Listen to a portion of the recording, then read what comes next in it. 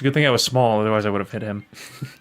It's a good thing I got hit by the other thing, so I didn't get hit by the second thing. I have the Three Stooges through the door syndrome. Too many bad things happened, and then like they canceled each other out because they couldn't all happen at the same time. Gotcha. I haven't seen that show in a long time. You talking about the original one or like one of the reboots? Or the movie? I think I watched a bunch of reruns of the original when I was young. I think like the very first iterations of them, they like shoot each other and Wow! and like accidentally steal like a warship or something like that. And They got into some hijinks. yeah, I thought of a couple new topics to bring, but before I bring them up, do you have anything? I did not prepare some, as I did not anticipate playing today, but I would happily... You mean like we planned to yesterday? You actually asked me, like, okay, we're going to record tomorrow? Yeah. And I was like, yeah. By that point, I didn't plan any prompts, no. Other than the ones I still had on the list, I added kind of general topics. One of them was just about food, like cooking, things like foods we like, dishes we like, restaurant stories, things like that. And another one was driving. I just do a lot of driving recently, and I feel like I could talk about some stuff about that. Okay. There's a lot related to driving and cars and stuff we could talk about. I'm all ears. You could lead with that one. Okay. I spend a lot of my time driving, probably more than most college students do. I guess I'm not sure how many other people's experiences are like this, but I think we together spend more than average driving. Yeah. We live farther away. Yeah, we live pretty far away from our hometown, and like we got people all over the place that we like to visit occasionally. So we just do a lot of driving. I do especially a lot of driving to airports, which are even further than the hometown. So I just kind of spend a lot of time on my own. Sometimes I like it, sometimes I don't. It gets real boring and real lonesome when it's over and over and over again. Like if I drive for 4 hours a week, like back and forth every week for a month. But when it's just, I get a little bit of time to myself every once in a while, it can be nice, it can be peaceful. I like to just jam out to music and look at the scenery, even if it's the same scenery every time. Yeah. Do you enjoy taking long drives like that, or is it kind of boring to you? I think I actually do on average drive a little bit more often than you. Like, when I like go visit my family or whatever, it's usually a 3-hour trip each way. I really relate to a lot of the things you've said in those experiences. Like, it's a lot of like stopping at the same stops, just a lot of time to yourself to think. But it used to be I would be like back and forth on driving where, you know, I would enjoy the time that I had to myself where I could just like think, but then other times I would be just really bored. But now I kind of just see it as like an opportunity to kind of like address recent events or just reflect on a lot of things, and it's nice to have that constant. I don't know if that makes sense. Yeah, it's like what toilet time used to be before Toilet time? before we pulled out our phones. Doing it. At least I do. It used to be a time 3-hour round trip shit. Not usually that long. I mean, occasionally. Not since Steak and Shake. You've been factory resetted since Steak and Shake. If anything, we're stronger now coming out of that. I haven't gotten even close to sick like that since then. I think that wasn't like sickness. That was like outright like our body rejecting it.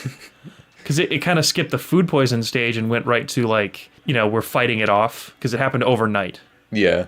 I think like when you get sick, it does take a couple days. Like that was pretty instant because that was the last thing we ate. And then like immediately after we had symptoms unlike that which we've ever felt before. I had never seen anything like that before or felt that. Have we ever told the story on your channel of like we got food poisoning? I don't know. I don't think we have actually. Go for it. We go to a lot of restaurants and just like try different foods in the town where our college is. We're foodies. We're foodies. A couple of cuties. Rootin' tooties. And, you know, Steak Shake. It's a chain. With juicy booties. With Took me a second. It's the moment's passed. We're on to the negative part now. Well, the booty's about to get juicy. I don't know if progresses. I don't know if the reputation precedes Steak and Shake, but we went in mostly blind. I think we had each tried it once before, but only the shakes, which were actually pretty good, all things considered. Like I had gotten the burgers before. I usually got some sandwiches from them. Okay. Because I was showing it to you. Yeah. I was like, yeah, get the garlic whatever burger. I mean, like just backtracking then, that probably means it was my idea. We should go there again for my sake. Yeah. And we did. And we got the exact same thing as each other, which was kind of a mistake. Like, as a rule, we should probably get different things just to play it safe. But we got some kind of just like a garlic steak burger. Yeah. And it tasted fine. Like just like greasy ass, yeah, just a steak greasy burger. But I don't know if you've ever experienced like bacterial food poisoning before. We have now. It is not fun. It was insane. The morning that it happened, the incident. We both had classes, but Luke, maybe due to his sleep schedule, woke up at a different time than I did. I got up a little bit earlier, and I was feeling like relatively okay. It wasn't until like midday that I started like actually experiencing symptoms. But Luke woke up at whatever time he woke up, and immediately knew like this was a bad sign. Mm-hmm. And I stayed home. Yeah, he stayed home. I went to class, and in the middle of like a lecture, I started getting sweats, even though like it was room temperature, and I was in a hoodie, and so like I just trucked through for a little while because I just kind of assumed like maybe I wasn't feeling temperature right, or maybe I was coming down with something, or I don't know. I was just ignoring it. You're about to be going down with something. Until we were working on an assignment as a class, and I was like, okay, something's wrong. I'm starting to like close my eyes, and I'm not tired. And so there's a monster taking over my body. I just told my instructor like I have to go. Like that's all I said. I gathered my things and like got out of there, and like movement made it much worse. Like I was rapidly leaving to get to my car as fast as I could. You went for the car first? Well, I drove there. Yeah, but like I would have just gone straight to a bathroom so I could have somewhere to just sit. Were you not feeling specifically stomach problems yet? No, I was beginning to realize the thing I was experiencing was like some kind of like a barfy feeling. Yeah. But like there was also like I was like cold sweating at the same time. I'm sure I looked fucking fantastic. And yeah, I just made it like straight to the car. I kept slapping myself in the face to like stay awake, because what I wanted to do is I wanted to like lay on my side and vomit or something, or at least that's what my body was telling me I should do. But I actually did drive while this was happening, and I made it back to our apartment, but I did not make it inside the building. I had to pull off and just like open the door. Oh, that's right. And just vomit vile. Because when you try to make up the stairs, you had trouble, right? Yeah. Like that was probably when I first knew something was like really wrong, because I was like, oh, maybe I'm just sick or something's happening. When I threw up vile, which I didn't know what that was, and I'm not to describe it because this is kind of a disgusting story. It was a new thing to me, so I panicked a little bit. I was like looking up on Google like what's happening. When I got into the building, stairs really seemed to be like the thing that my body did not want me to do. So like I collapsed on the stairs. I know this is getting really dramatic, but I had to crawl the rest of the way up to our apartment. It happened in the past. It's okay. There's no residual trauma. Right? I'm not exaggerating any details. No, he's not. I'm just saying like don't eat Steak and Shake for the love of God, whatever you do, because I don't know about if it's like that bad. It might just be this location. It might just be like that one day. Maybe there's one worker that slacked off on something bad. It's just like my instinct tells me to warn people. I don't know if it's that location or what, but this is our experience with this one Steak and Shake. Yeah, and nobody could like coax me into it again. Practice caution. I'd probably have a shake, but what if it was actually the shakes that made us sick and not the burgers? That'd be insane. That would be phenomenal. Because I want that burger. Like my first kind of like thought was like, oh God, I'm having an intestinal blockage, because the symptoms are basically the same until like the consequence of it, which is like, you have an intestinal blockage versus you have food poisoning. I made it back. After I made it into the apartment, I fucking crawled into the bathroom, projectile vomited, which is something that was also new to me. That's when you generate enough force to actually make laminar flow with the fluids coming out of your body. Enough to be considered projectile. Laminar flow is when you have like a stream of fluid, but it looks like it's not moving because of how fast it's moving. It's moving all in the same direction. It's like when you like poke a hole in a pool, and it all just comes spewing out. It's a beautiful thing. That's what happened to me. Our roommate at the time, we asked him to drive us to emergency care, and he did, like very cautiously. He's a kind soul. I feel bad. We get there, and that was probably the worst part. Like, was just the waiting there. Oh yeah, the waiting was terrible. Luke was not doing too well. Like by that point, I think my body was like trying to recover because I had vomited the large portion of the toxin. But Luke, I think, was condensing it in like a neutron star. Yeah, at that point, I didn't feel like I needed to get anything out. Like I wasn't holding anything back. I wasn't. Did I go to the bathroom there? No, you didn't move. we were just sitting in the chairs, and you were like shaking. yeah, I was shaking at that point. When I checked us in, I explained that like we came in at the same time. Yeah. I was hoping that we could, because we have the same problem. That's all I know. Yeah, you're hoping we could go at the same time. Yeah. Like see the same person. But we waited for a really long time. Yeah. Like if it was an actual emergency, we would have been fucking dead. Yeah. It's the fucking healthcare system, man. But yeah, they called you up first, and you were saying like, "Hey, can we go together, or like maybe take him first because he's worse?" And I was like, "Just fucking go! Like, just get out of here, please. It'll overall be quicker, Yeah. if you go right now." Yeah. The bottom line is fucking they did jack shit for us. Like the doctor, who I could tell was like a grad student himself, because he was like my age. He didn't seem to know. I don't even know why I'm calling him a doctor. He's probably like an intern. He gave me a bucket and he's like, "Oh, so what seems to be the problem?" And I didn't say anything. I was just like vomiting. It's like, okay. He's like, "You mind if I take a look at you?" He'd lay on the bed and You just look up with death in your eyes.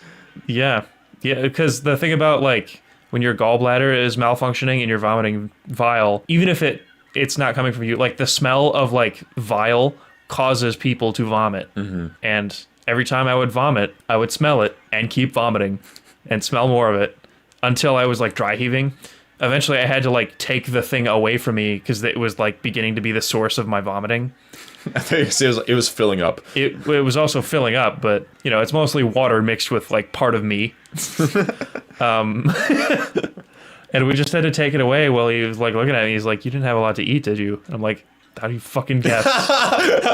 So all he did was prescribe us like painkillers, basically. I didn't even get my prescription. I was too sick to go out. Our roommate, that dude is such a fucking hero, got us soup. Yeah, he went to the store and got us like some, in like general like snacks and stuff for sick people. Like purified water and like, I think like Kool-Aid just for fun. I would give him like my kidney if he asked for it. Yeah. Not even if he was like needing of it. If he's just like, "Hey, Yeah, hey, bro. I would reach in.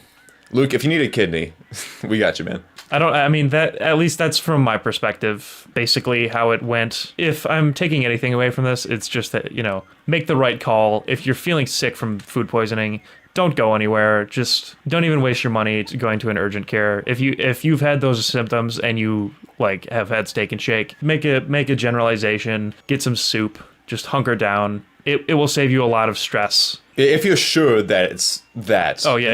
Unless it's an intestinal blockage, that's the problem. If you're experiencing something else and you think you might have had an intestinal blockage, then fucking don't listen to us. Make your own judgment call. I am a moron. Don't listen to anything I say. But if you've had those identical circumstances and you are for sure that it's food poisoning, let your body try to fix itself. What was your like experience there? What were they telling you? Dude, I can't fucking remember. You can't even remember? I was so cold and uncomfortable. I kind of blocked out most of it other than sitting in the waiting room. I have like a couple seconds that I remember of it. I remember looking over at you and thinking, "Oh, fuck, this is not good." Because whatever was happening to me was like, or whatever happened to me was like beginning to happen to you. And I was still not feeling good, even though I was like slightly in better shape than you are. And you like stopped responding. Like it didn't seem like you were like lucid. Because I tried making like some dumb joke. and all I remember is looking at you going. I feel like I do like slightly remember you saying something and like chuckling a little bit. And I didn't even process it. I was like, yeah, I'm just staring forward. Yeah. Like at the ground. Yeah, you didn't react. I don't even think you blinked.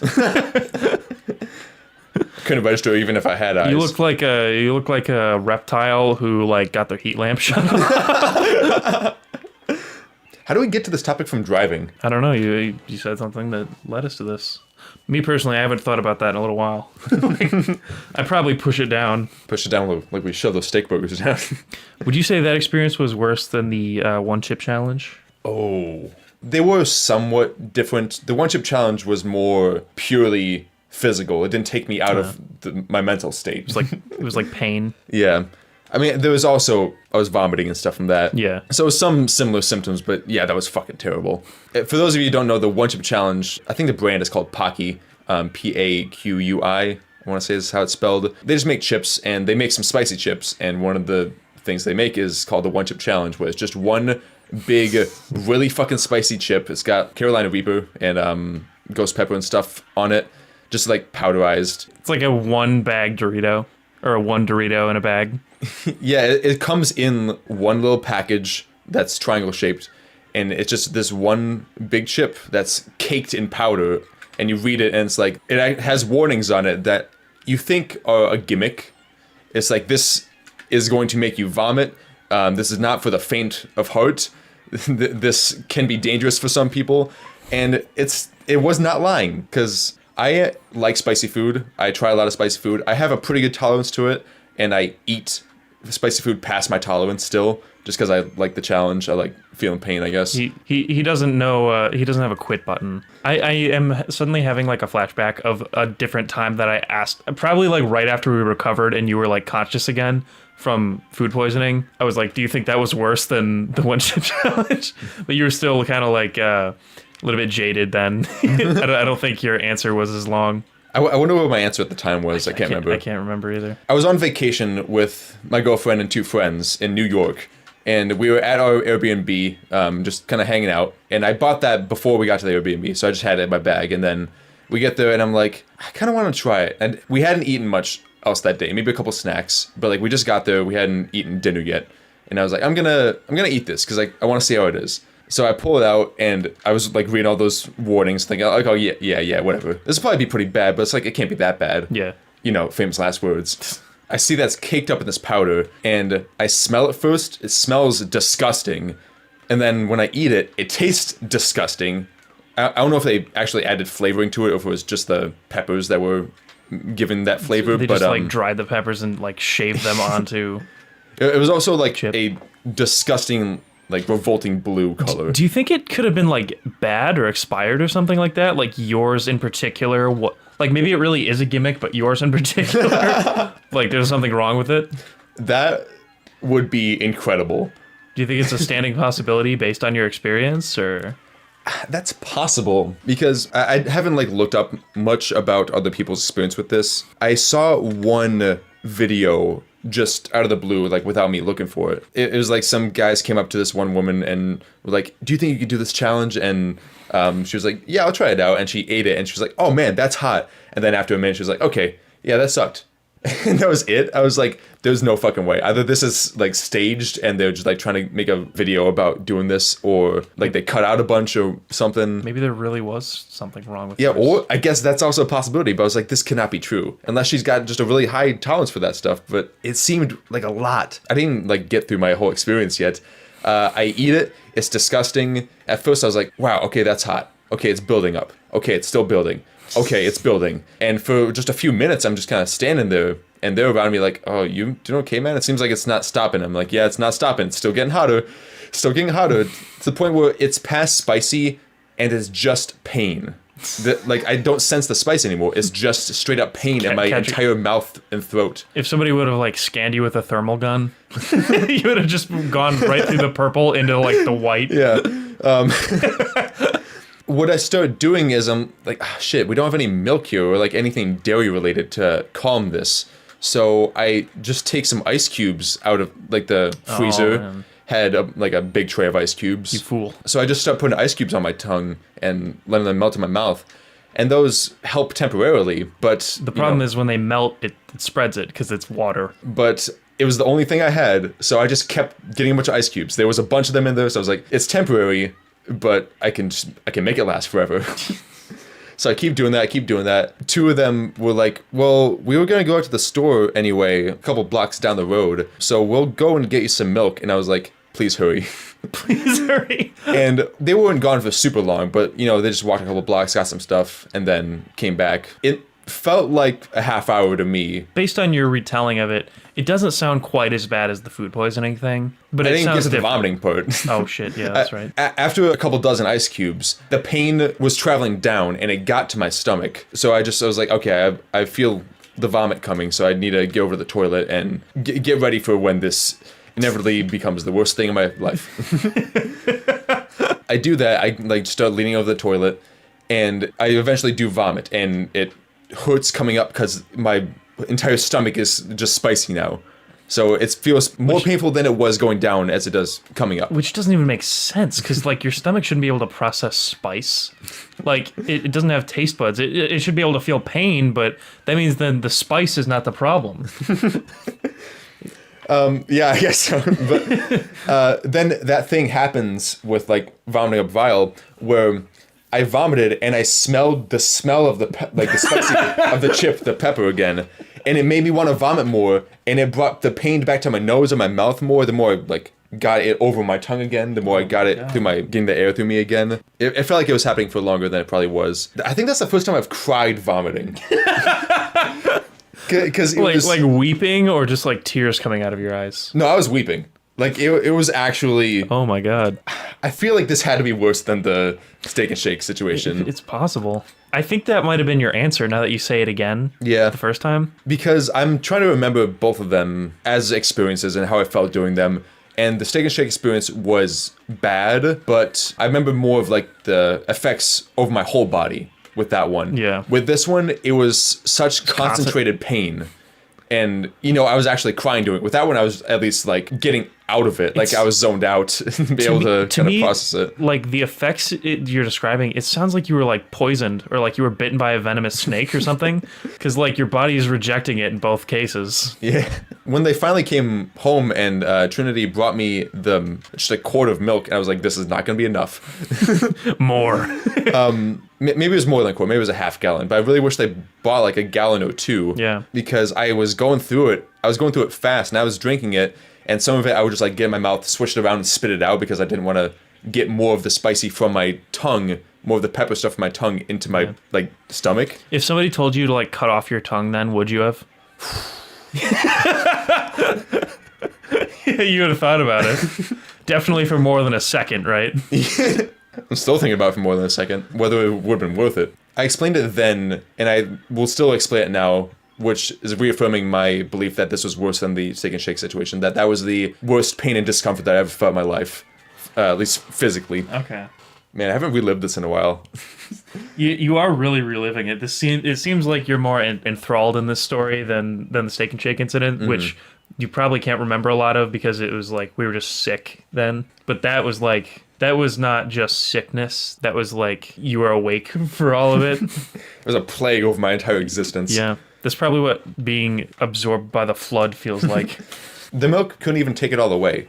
I was drinking the milk and I was like making sure it actually like coated my tongue and getting some of my stomach to try and, you know, neutralize all the capsaicin possible. Don't tell me they got you like skim milk or something. No, it was whole milk. Okay. It was the real deal. Okay.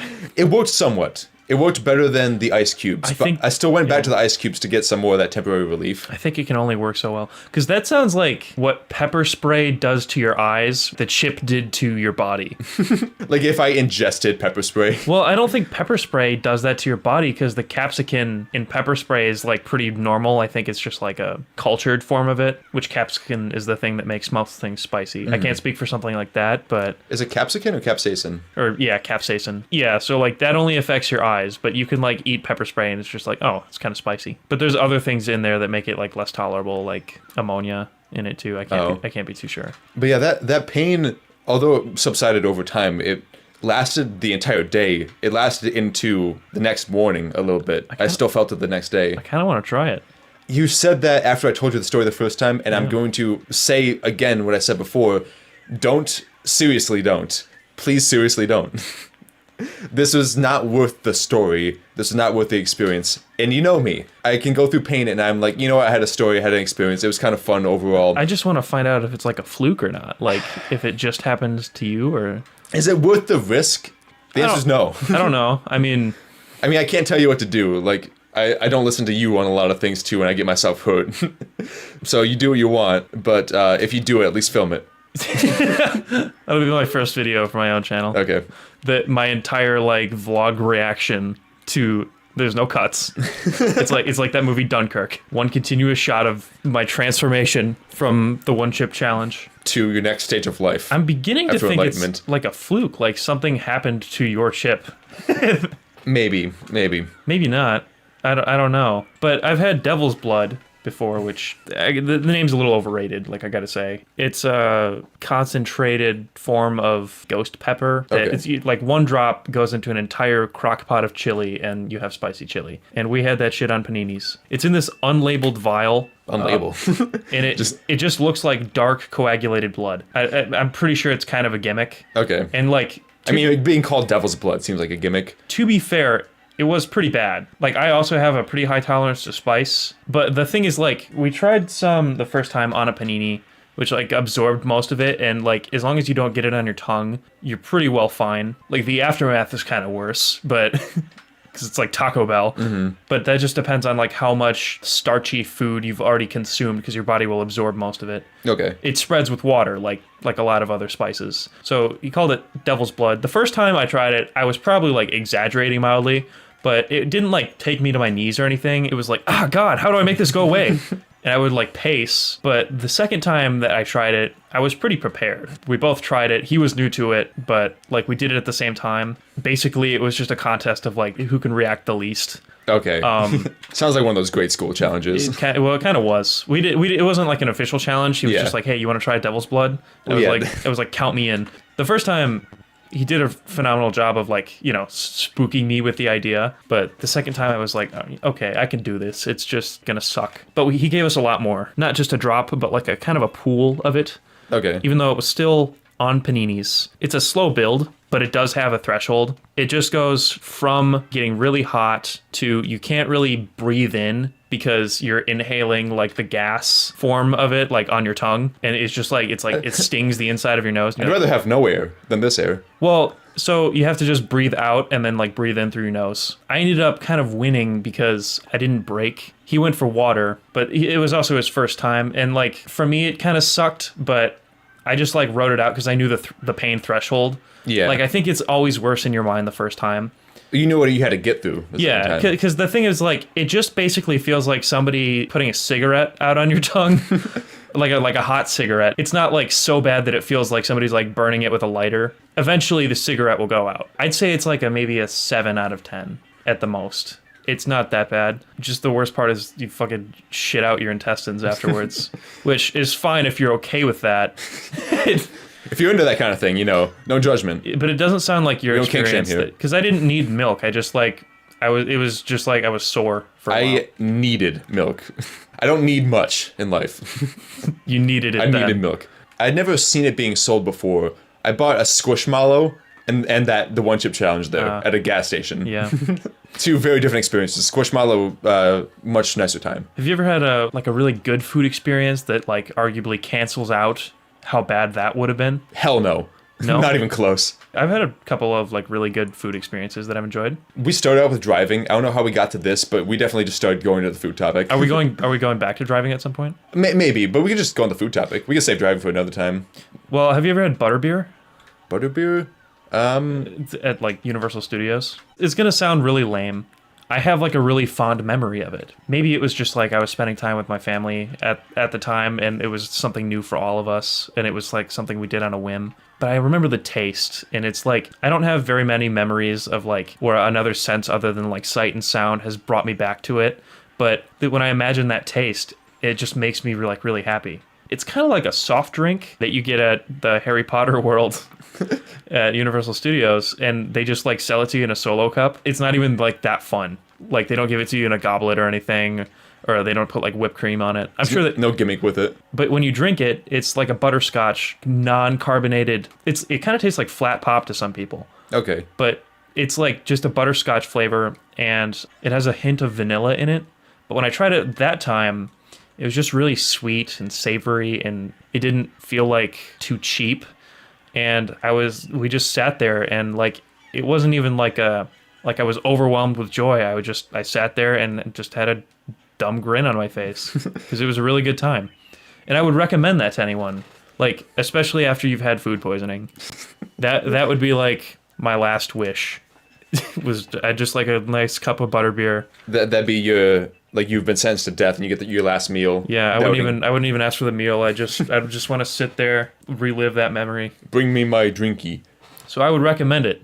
Sounds And great. I don't know if you'll have the same experience, but I did. I think it's mostly the memory, but I think that's kind of how like happy sensory memories work, is like it's not going to be as horrible as being in physical pain. I hope that a happy memory isn't as horrible as anything. The slow burn of like, well, I guess I shouldn't call like it a burn, but the slow broil of being in like a, you know, like a good place and like there's no problems in the world. It's okay.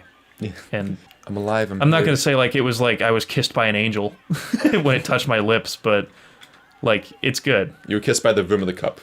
It makes me think of a better time. Like, and there's not very many foods that make me think of that. And I like food. I like trying new foods. I'll try pretty much anything, like, as long as I know it won't kill me. And even then, sometimes I'll try it if I don't know. Like, ignorance is bliss. You gotta find out something. I enjoy foods. That's one of the very few things that is a constant. I have a pretty wide palate. Ignorance is bliss. Is the same as death is bliss as a release from this world. Yeah. When things don't go right. They're a foil to each other. Like, the one ship is, like, on the same coin as butterbeer. They're just opposite sides. I was thinking about this recently, that I haven't had any of those experiences where I like, love food in a while. I think it's partly because I don't cook for myself that much. And when I lived at home, my parents were great cooks, and they would make home-cooked meals a lot. And they were just great at cooking, so I would have great meals. That's awesome. A lot. I feel like I have some pretty simple food memories that bring back happy, I guess, senses and happy memories. One of them that I could think of was just, I don't know if it's different bacon or the way my parents cooked bacon at home, or... It's probably the memory. It's never... Yeah, or if it's just the memory. I just have really great memories of smelling bacon on, like, a weekend morning, and it just being the best part of the breakfast. Because now when I cook bacon, I still enjoy it, but it's just, I don't know, it doesn't have the same details to it. Try a different bacon. Yeah, I mean, just fucking Walmart great value bacon probably isn't the best thing to use for trying to get that memory back. Well, like, so I don't eat a whole lot of bacon, but I do, like, enjoy it as a side. But I'll change it up, you know, like, I won't get the same bacon every time. I get the exact same bacon every single time. I mean, you could try not doing that. And you could try the air fryer. Yeah. The air fryer will do, like, a good job of... like with like low maintenance. I should. Oh shit! I'm gonna have to kill myself now. Oh, in the game, gotcha. Yeah, I'd like to try a lot of things, like that green tea ice cream. Oh yeah, like, that was fucking fantastic. That's a recent like good thing, and I just like that day in general. Yeah, that was a good day. Yeah, we got some had, shoes. Even though we had hung like, out. I mean, different things in life going on at different times, and actually that's a good point, because I couldn't remember a good food experience recently, like a fantastic one, but that is one that was pretty recent, and that was a great food experience. That's we got fantastic. Great sushi and great green tea ice cream there that I can't remember if I'd tried it before, but that was your first time trying it. And they made it really well. Actually, that was the first day. That was the first episode. That was the day we did the first episode of the podcast. That was the first one? Yeah, because we came right back and we were talking about, we just went to get shoes. Yeah. And we had, I don't even know if we talked about the green tea ice cream, which was weird. I think we said we got sushi. Yeah. But yeah, we didn't talk about that. It was really good. Yeah, a little bit of lore for you. Probably didn't even happen that long ago. We should go back there. We should. The thing about that, though, is like good food, you won't have the same experience twice. Yeah. Like, we're going to have to make it the experience in order to enjoy it. Because like I really liked it then, but it was brand new to me. Mm-hmm. I know what to expect now. Well, we got to try different stuff, though. We can't get the same things. Yeah. Another food memory that I had that was, once again, like a simple one. And it's kind of the reason I still eat this a lot, because this brought into my life. I was hanging out with Joe at his house in probably middle school. His mom would always just make us some sort of breakfast, usually something simple, like sometimes it would just be cereal, sometimes it would just be like fruit, sometimes it would be eggs and bacon, but you know, sometimes a simple breakfast are the best. Yeah. And this time she brought us plain bagels with cream cheese on them. And I never had that before. I don't know why, but that was my first time having cream cheese on bagels. And kid me, it blew my mind. This is fucking awesome. Fantastic. Yeah. And now that's just one of my favorite things to eat, even though it's simple, like just a plain bagel with cream cheese on it. Just like, it's a great snack to me. I bought bagels the other day and some cream cheese. They're in that bag there. You ever try poppy seed ones? Yeah, I've tried them before. It's a nice little remix on the plain. But plain is also like, it's nice, you know? I mean, as a kid, I was particularly sensitive. I had a sensitive palate. I've become a lot more of a food whore now. Like, but at the time, I was fucking sphincter tight. Like, A little slut for some yummies. dude, I'll do anything for some butterbeer. I thought you were gonna say anything. So we've covered good food experiences. Like, yeah. So when I was a kid, I do a lot of plain ones. It sounds like you have too. We've talked about bad food experiences. Let's talk about the neutral ones. Well, yeah, that's where I'm going with this. Have you ever had like it's a potent memory that's food related, but the only reason you tolerate it is because you tolerated it once? I do have something that's maybe not exactly that, but something that brings up. Okay. There was like a Polar Express type trip. It was like supposed to be a Polar Express theme, like winter Christmas kind of theme, like just experience where you ride a train into this like wintry town. Yeah. And the whole experience was just kind of not much because it was really cold. It was like a really harsh winter. Yeah. The town ended up being just a bunch of shops that were all really expensive, didn't have much interesting stuff. Yeah. And the train trip there, because in the Polar Express, there's like the hot chocolate, the famous hot chocolate. But they do like the break dancing and shit. Yeah, they didn't do it on the train. Oh, man. And the hot chocolate was like, okay. Like, I would have rather had It was like Swiss Miss. Swiss Miss with tap water. Yeah, it was, they used water instead of milk. Oh. Which, They didn't do like handmade, like, you actually put chocolate into a pan and... no. Really? It was like powder in water. And they were trying to play it up, like, make sure you don't tell the secret recipe, but it's blah, blah, blah, blah. And, It's Swiss Miss with hot dog water. So the best hot chocolate you'll ever have. And I was like, it's good. I'm not gonna give it away. I don't believe you. But I've had better hot chocolate store-bought stuff. I bet that thing went out of business. Yeah. Because part of it is like the dancing and like the whole like you have to add whimsy. That's part of the reason we have like winter holidays. Because it fucking sucks in every other situation. Winter is a plight on the earth. I agree. Sorry to all you winter fanatics out I there. kind of like winter. But like, just what do you like about literally. winter, right? Like the magic part of it, right? I'm not saying this just to be contrarian. I do kind of like driving in the winter, and it's like kind of difficult to drive. I like scraping ice off my car. I kind of like the activities it brings, even though a lot of them are it's cold and kind of painful and takes extra time. I don't know. There's something about it that I, at least to a simple degree, enjoy. Well, to be fair, just so I'm like not like 100% like, just leaning the opposite of you, I do like that with fall, like raking leaves and just like it's kind of cold out. It's like a neutral thing for me. Mm-hmm. Well, I also do kind of like, I'm gonna call them sports, but like winter sports, but generally like the casual kind. Yeah. I don't do skiing and snowboarding. I don't do any like competitive anything, but I go like snowmobiling with my family a lot, and that's a lot of fun. Yeah. I would like to try skiing and snowboarding, but just sledding and like skating I haven't done much, but that's a lot of fun too. I like winter activities a lot. People make their fun out of it. I guess my point is like it's because of those things for me that like winter would be tolerable, because without that it's just like kind of a bad time. Yeah. I really don't like going on like long trips through the winter, even if it's like the challenge of driving. It's just like I have to just get through this, like I can easily have that much fun on like, like a windy road in the summer. I do really like driving in the summer where it's clear roads, but you can just like go down a back road and you see nature and stuff like that. That's awesome. You get like your arm roll like out the window. You know? Usually you're going somewhere. It like, for fun. A nice breeze, but you can still feel the sun. Yeah. I really like driving through kind of like hilly areas and like a mountainy area if I'm going across the country. You ever been to Tennessee? Yeah, I drove through there. It's all that, especially in the summer. Fucking gorgeous. I love it. I need to just drive that, even if I don't have anywhere to go. I just need to drive. Yeah. I mean, that brings us back to the topic. I like driving. Yeah. Driving's really fun, especially if you're going through a place that's just beautiful nature. When I first started driving, I had a lot more fun with it. Now it's more or less like out of convenience. And don't get me wrong, like I recognize that driving is like a privilege. I'm fortunate to be able to. Not everybody can, but it just seems like arduous in most cases for me. I enjoy it when it's like someplace fun, and I really enjoy checking out new places that I haven't been to just on a whim. I think I enjoy being a passenger more though. Huh. I think I like driving more than being a passenger. Driving seems more active to me, even though I'm not looking out the window as much. It feels like I'm experiencing the place instead of just looking at it. Yeah.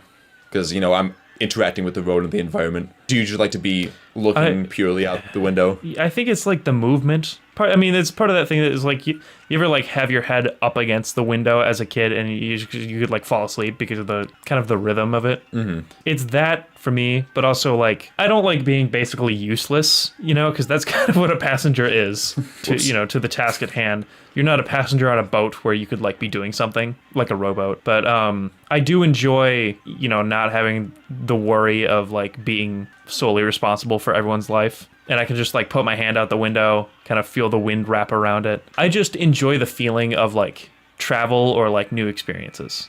It depends on where I'm driving, whether I like to be passenger or driver more. I mean, going back to that New York trip where I fucking almost died from the Pocky, I was driving for most of that, but once we got to the city, I handed it off to my friend. I was like, I this is too stressful. I'm making wrong turns. I'm like wasting time for us. It was worse than Chicago. I had yeah, it was worse than Chicago. I had to fucking pay a toll twice and double whatever, like the maximum price because I like missed the spot, whatever that I was supposed to go to. I don't even know what happened. I was in a daze. And the roads at some points were just like way thinner. The lanes were just so much thinner than I have ever seen before in Michigan, to the point where the car next to you is less than a foot away and everyone else is going fast and like because they were used to it. I can recognize that would be stressful. Yeah. My last few like large urban experiences, going through city, I haven't been in the vehicle though. I've just been like either walking or I've been on an e-scooter, which, some people love them, some people hate them. I have a lot of fun with them, though. On an e-scooter in Detroit, you feel like such a fucking king. Because everyone in Detroit ignores the rules, and you can just cut across like 3 lanes of traffic because there's too many people in the road anyway. It's like the cars are not moving. And you can get from one side of the entire city to the other in like under 5 minutes on an e-scooter because you could beat traffic. I would recommend trying that just as an experience. That'd be fun. I really like not following pedestrian rules in cities where, everybody's breaking the rules. Just like jaywalking. It feels so comfortable. It's like, I can just go. Only when other people are doing it though. Mm-hmm. I have to see it first. Yeah. I definitely had to have told you about this before, but I jaywalked with Darian and his family in DC in front of a bunch of cops, and they're like, they didn't even acknowledge it. No. I'm sure if a lot of people do it, They probably see it all day, every day, and like, it's not worth it. Yeah. Have you ever been almost hit by a car as a pedestrian? I can't say I have. I've had like some close calls in my car. I don't think I've had anything too serious. I just have this one memory of when I was working at McDonald's. I was just walking onto my car, and this isn't like a serious example at all, but just kind of funny. Yeah. Bleep out this name, but he probably wouldn't even care. Do you remember him? I do, yeah. He also worked there for a bit. I don't know if he still does. He got out of work a little bit before me, and then I got out of work. He went to his car, and I was going out to my car, like walking down the parking lot, kind of in the middle of it. He starts backing up while I'm directly behind his car. And I just kind of hop out of the way really quick. And my God. He rolls down the window as he like slowly backs up after that. And he's like, like he just like mouth agape. Like Did not see you. Like he thought he almost killed me. Yeah. But I mean, worst case, I would just like rolled on top of his trunk or something. Yeah. Now that would be a really uncomfortable position to be in. Like just having ran over somebody. Yeah. Like whether they're injured or dead. Like, can you imagine how fucking... I apologize to anyone out there who has actually done this. I mean, I don't know. No two circumstances are alike, but just imagining it, that would be horrible. Yeah. Well, I don't think you have to apologize for that because it's kind of validating the terror of that experience. That would suck. Yeah. That'd be really bad. I mean, to me, it would be just as bad as like being the one who was hit. You'd rather get hit? Almost? I think I'd rather get hit because at least then I'd be like, well, no, it's okay. You didn't see me. Mm-hmm. It's like your life is over, especially if you kill them. Oh, yeah. If I sustained any injury from somebody else and it was like minor enough, if it was just like a flesh wound and like if I didn't break any bones, I knew I was going to be okay. Like I could patch it up at home. I didn't have to go to the hospital. Or if it was like minor enough that I'd just, get some stitches or something. Yeah. I would be like, yeah, don't worry about it. I wouldn't get insurance involved and like take them to court or anything like that. Some people would absolutely fucking like, oh, they're like, what are you going to do to fix this, man? Come on, you got to help me. Yeah. How many monies can you have me? I really like seeing those insurance fraud attempt videos where somebody jumps in front of a car to try to pretend to get hit. But the person has a dash cam and they like clearly stop. And then the person like, they're like, whoa! They're like dive bombing. Ah! Yeah. and then they get up like, oh my god, you hit me! Did everybody see they hit me? Have you ever seen the It's like she looks like she's like a campground counselor or like a supervisor at a campground. I don't know. What I infer from the video is that they like live there because she's screaming for somebody that she knows, like presumably her husband or something. But Okay. it's this like nighttime dash cam footage of this person in their vehicle, and she comes up on them. Like most duplicates or most reposts of the video that you can find around on like YouTube or TikTok or whatever are probably like cut halfway through, but she just like pretends like she's getting hit in front of them. So some random person is driving. This person isn't moving. Like the person who's driving isn't moving, Okay. and neither is she. But she's just like, "Oh, ma'am, please stop! Don't run me over! Oh, I'm being run over! Mike, help! Like, she's just like screaming. Well, the car's completely still. Yeah. Like you can see it's in park. Or something. Mike never shows up. It's the 4th time this week. Yeah, they're like parked, and she just like lays across the hood.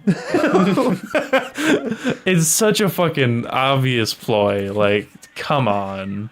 If I was the type of person to try to commit fraud like that, I would be too nervous to do it in case people had dash cams, because more and more people have them now. I mean, yeah, it's like even I can't get away with backup cameras are practically like the default now, you know? I used to have a dash cam, like a really cheap one. It was before Temu was a thing, but it looked like one you would get from Temu. Barely works. Yeah, like it overheated on me was the problem. Like because of the sun. Okay, at least it wasn't from its own power. Because you plug it into like your cigarette lighter, and you just like, it's a suction cup. Like you just stick it to your windshield. Yeah. And there's a front and back, and one points out through the front like a dash cam, and then one is like a kind of a backup camera. But it doesn't work as a very good. It's just like a rear backup camera or like a rear dash cam, because the screen is too small to actually like use it as a mirror. But like I had it plugged in. I don't know. I presume this is what happened. Like one day, it's just the screen went black, and I felt it, and it was like really warm. So I just kind of assume it killed itself. If you're gonna get one, get like a good one, because you get what you pay for. Yeah. And a lot of those technology. There's no shortcuts when it comes to that stuff. By the way, I did find an ACOG scope for the dart gun. For the dart guns. It works with like the universal attachment. It's an actual ACOG scope. I'll show it to you later. And it has like multiple sight options, but I don't have the dime battery for it. I'll have to because it's a really specific one, but the laser still works. Ooh. And it did have a flashlight attachment, but I can't find it. Like it exists, but it's not available? Well, because I remember it as it was new, but it wasn't mine. It was a gift for somebody in my family, and okay. They're like, oh, I don't want it. I was like, okay. Ultimately, if I had the battery part of it, the ACOG scope part would be really fun, because it's like a hologram, and it wouldn't make a dart gun or like a gel blaster any more accurate, but it would add like kind of a sense of fun to it. Make it feel like we're cooler than we are. Yeah, this is cool to me. Next thing we need to do is take them apart and spray paint them all black. Putting them at police and things. Fun stuff. Yeah. Like getting arrested or killed. I only want one rested. I need a rested. I'm not going to get multiple rested. No 2 rested, please. That's it. You committed a real crime. You're getting 2 rested. You're getting 2 rested. You're getting several resteds. Do you ever talk to somebody, apart from me, I mean, who has like way too many grammatical issues in what they're saying, or they say some words that are clearly made up, or they don't know what they mean, and you just have to go like, oh, okay. Because you don't want to be like that guy and be like, what you said just doesn't really make sense. I can usually figure out what people are trying to say. If I've known them for a while, then they can make up a word, and within the context, I can tell what they're trying to get at. You're not gonna go just like, huh? Because I'm not a very well organized speaker. I tend to interrupt myself often. I use big words that aren't very well fitting for the crux of what I'm trying to say, and I take way too long that I lose people's interest. Which is why all these cuts are great that you do, because it makes what I'm saying, if not more interesting, a lot quicker. At least we get through the boring parts faster. Yeah. I know I've said this before, but I do a lot of work to make us sound good. I know. Mostly me. You don't have to... No, I have to work on myself a lot too. Okay. It is mostly you, but... It's not a huge difference between us. I feel like a lot of times when people say or like make up a word or say something that doesn't make sense, even if I know what they're trying to say, a lot of times I will point it out just to make fun of them, like tease them. Yeah. You're a stupid idiot who should feel bad. Extrapolated. Give me a break. That's why I don't have any friends here. We're not friends, we're roommates. Yeah. By obligation. But This is just the cheapest place that we could find. Yep. What do you think your favorite food is? Just to get back on that topic. Do you have one? Ooh. I'm going to try to seriously answer this because what I usually do is say, there's so many to choose from, or it's hard to pick just one, and then talk about something completely unrelated. But I'm going to probably go with like just something simple, like pizza. It's tried and true for me, like just a deep dish, Detroit style pizza. Specify it though, like what toppings you want. What Like like pepperoni. That's it. Just that? Do you like a lot of cheese, a lot of sauce, just kind of standard stuff? Whatever's the norm. Whatever comes with it. Yeah. From any place, really. Because I know what I'm getting into. And it's not like that I'm not adventurous. It's just like if I had to pick like a favorite, and favorite can mean a lot of things. Like what would I rather have, more than anything in the entire world. But like I haven't had a lot of things yet. There's probably a favorite food that will replace that someday. But like based on where we live and what is available to me, usually I'm going to go with that. There's a lot of foods that I would love over that, but at that point I can't really pick. Okay, so that's like your fallback on it dish. So that's why I say it's my favorite, because it's like it's always there when you need it. I think mine, at least in a general sense, would have to be sushi. Every time I have sushi, whether it's from that place that we went to where we had like some of the best that we've had ever, or if I get like some shitty stuff from Meyer, whatever it is, I still enjoy it no matter what. It's pretty good. I've never had bad sushi before. I've had all of my experiences going to sushi with you are good, but we only tend to go, because trust me, I've had gas station sushi before, or like Meyer sushi. Not a fan. I can leave it. I'll take it. I'll take it every time. But like, when I go to a restaurant that makes it from scratch, any kind of sushi is good to me. You want to get sushi after this? Yeah. Nice. I really shouldn't. I've got like so much food at home. I also shouldn't because I got so much to do. But like I can put it off. There's been times where I've really had to like pick up the slack. If the subject is not interesting me, I will tend to put it off more. Public speaking, the only class I ever failed. I didn't mind that one too much. I was surprised that I actually like didn't mind that one a lot. I think it was because it was kind of boring and not interesting to me. I'd rather have something that's not interesting than something that's a negative. A lot of history classes, like history is a fine topic, but it's just not something that interests me at all. Right. I just have some sort of adversity to it. But I have to take them for my major. I have to take a lot of art history classes, and I don't do well in them. Even when I pass them, I just don't do well because I do not care, and I put it off as long as I can until it becomes a problem. Yeah. I guess that's just like part of like how institutions work, is just like, even though everyone has different aptitudes, and it would be really awesome if everyone could do what they loved, I think they try to like standardize it just so, they don't like start shifting the budget too far in one area or the other. You might be right. The thing is, I am doing what I love. I like art. Yeah. Like, art's great, and I want to keep doing that. That's why I chose this over, a practical thing.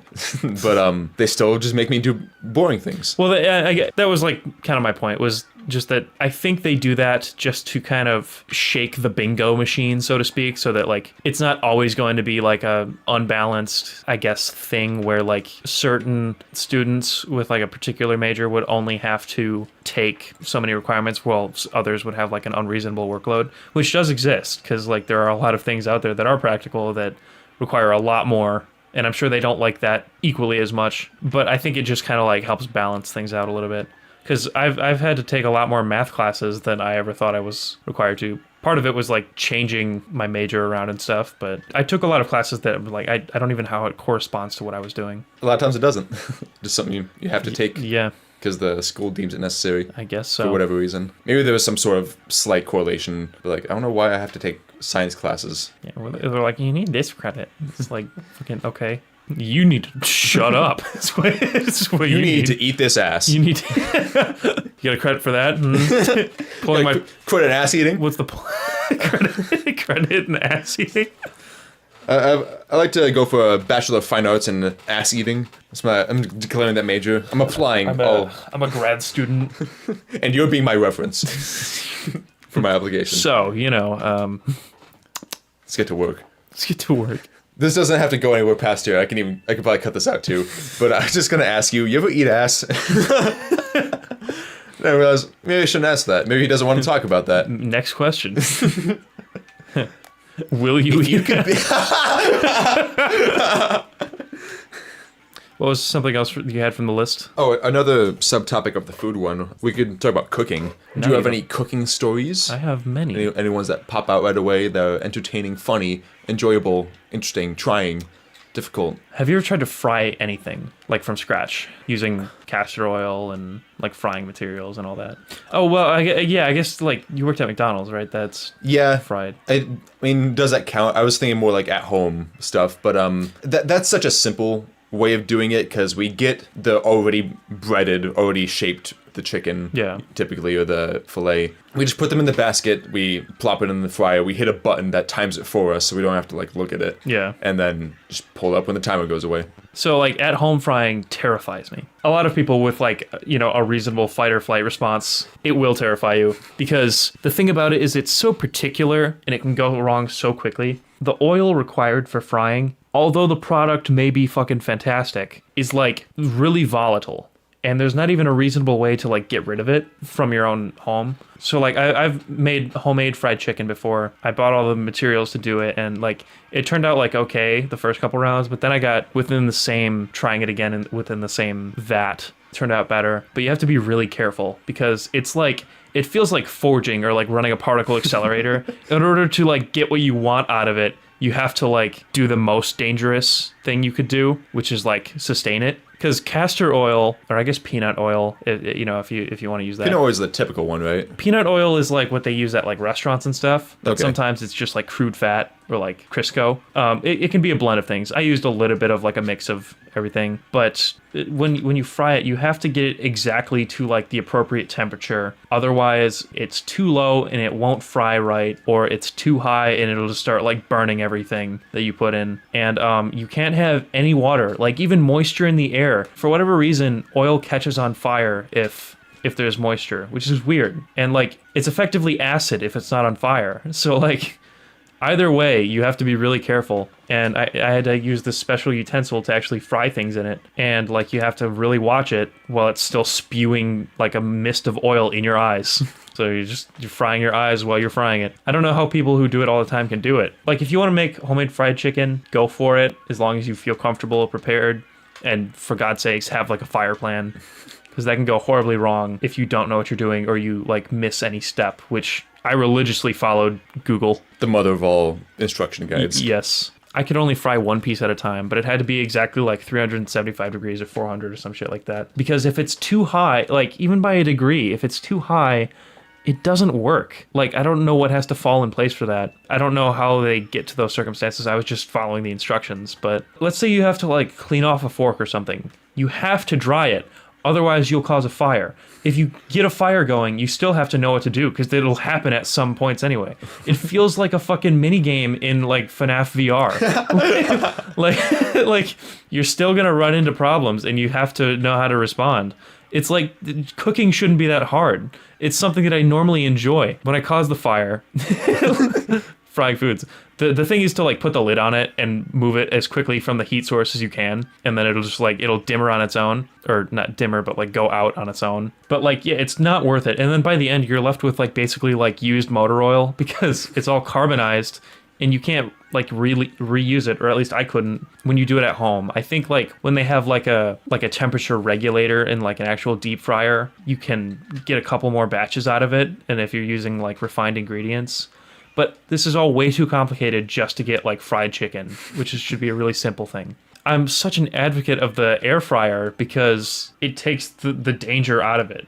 Like all I do is I put it in a thing, push the button, and even if it's like pre-breaded or like not even fried, as long as you have like a light layer of oil on it, that's it. Then it'll fry itself. And there's almost no wasted ingredients. Like what you put in is what you get out, other than a little bit of oil that might come off of it. And there's an overflow tray that takes all of like the impurities and filters them out anyway. Air fryers are great, especially for college kids, but like also I just think that every home appliance should have one. Every home appliance should have one. Have an air fryer in the fridge, have an air fryer in the oven. Yes. Have an air fryer in the coffee maker. Every person who has like a major cooking appliance should have an air fryer, because I'm not saying they're a total replacement. Like there's some things they can't do, but they're... Can't make coffee. Have you tried yet? I haven't tried yet. I think you can boil water in them though. But I do that hands down every time, because like if I want to make homemade fries, all I do is cut potatoes into a fry shape after taking the skin off, and then they're ready to go. Like I just put them in there and it's fries. And season them. Yeah. Pretty good. Nice, thick, juicy fries. Yeah. If you're not even into seasoning, it still makes good fries. Like, you don't have to hide anything with it. I recommend trying it. I go through potatoes like a mad lad. They can even do steak. I'll make a perfectly cooked steak in 20 minutes at the same rate as like a regular grill. They do chicken pretty good too. He made me chicken before, didn't it? Yeah. I should do that more. Like, lately, I've been air frying cod. It works out great every time. It's not like sitting in its own oil. It's not like too rigid or burnt. Turns out every time all I do is like I turn it on. Set it for a timer. Yeah, I'm not trying to like promote it or anything. You don't have to watch it. You go to your room and you wait for the beep. That's what I do. How'd you know? Because I hear all the time. I hear the thing going. Then I hear you go to your room. And then I hear the beep, and I hear you get out of the room. I do it that frequently. And then you come back with food. Yeah. I promise I'm not trying to like promote it. I'm not the plug for it or anything, but air fryer. And I'm here to introduce my new air fryer model. The Harvinator. Am I hallucinating, or was there like a flash of light outside? I didn't see anything. I wasn't paying attention, but... I'm probably okay. What's this half-eaten one chip doing here? No. Would it be like a realistic nightmare for you to have, like, you're in the hospital and you look over it and your IV drip has a one chip in it? I thought you were gonna say just like I've realized that I have eaten it again. Yeah. Not even esoteric at all. How about that? Is that yeah? Let's go back to like the less abstract. Let's say you ate one again. Like that was just the nightmare. I ate one again? Do you anticipate having a nightmare like that? I haven't had one yet, and if it didn't happen closer to the experience, I wouldn't expect it to happen soon. Yeah. But that doesn't seem unreasonable. It would scare you? I guess maybe that's why it hasn't happened, because even though it was a terrible experience, it wasn't fearful. Because I don't feel physical things in my dreams. I don't feel pain in them. I don't know if other people do.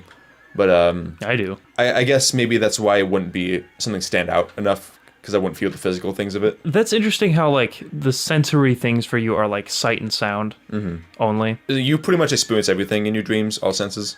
Just about. I mean, there are some that's like more, like sight and sound's like a pretty big part of it, but they wouldn't be nearly as impactful without touch, taste, feeling. I think I already said touch. Yeah, you said touch and then feelings. Yeah. The five main senses: touch, taste, and feeling. Feeling with my nose. Yeah.